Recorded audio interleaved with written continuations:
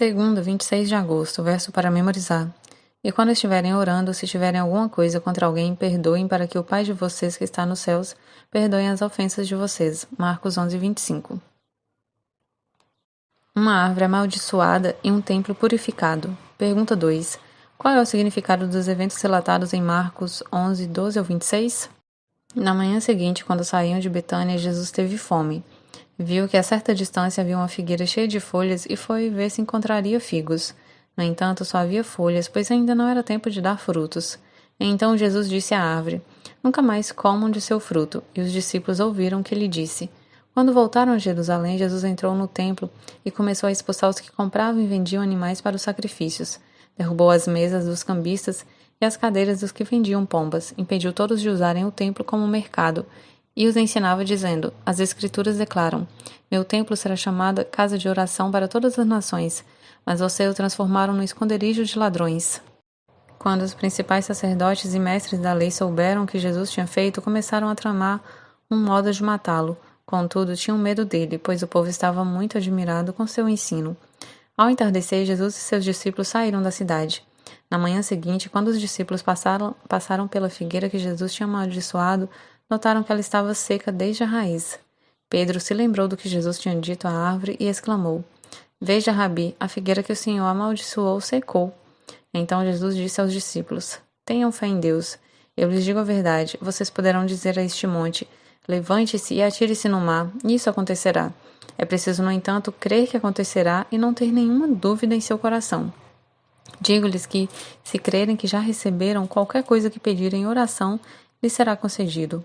Quando estiverem orando, se tiverem alguma coisa contra alguém, perdoem-no para que seu Pai no céu também perdoe os seus pecados. Mas se vocês se recusarem a perdoar, seu Pai no céu não perdoará seus pecados. De manhã, vindo de Betânia e a apenas 3 quilômetros de Jerusalém, Jesus teve fome. Vendo uma figueira com folhas, foi até ela para talvez encontrar alguns frutos precoces.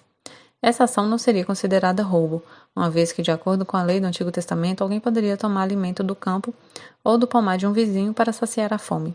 Mas Jesus não encontrou nenhum fruto e disse à árvore: Nunca mais alguém coma de seus frutos.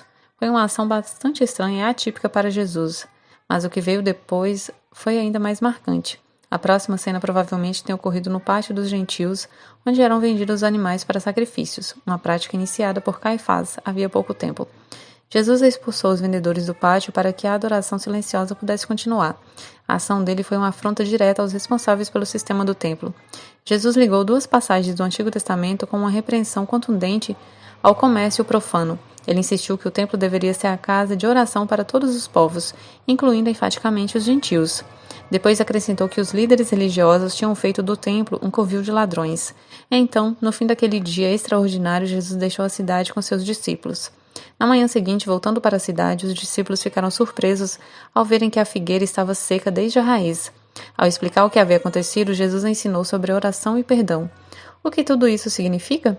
Esses 2 relatos são a 4ª história em formato de sanduíche registrada em Marcos. Nessas histórias, a ironia dramatizada acontece quando personagens paralelos realizam ações opostas ou personagens opostos realizam ações paralelas. Em Marcos 11, a figueira e o templo estão em paralelo. Jesus amaldiçoou a árvore, mas purificou o templo. Ações opostas. Mas a ironia é que os líderes religiosos, a partir de então, iriam conspirar para matar Jesus. E essa ação significaria o fim do significado dos serviços do templo, que se cumpriram em Cristo. Que coisas em sua vida você precisa que Jesus purifique? Como isso pode acontecer?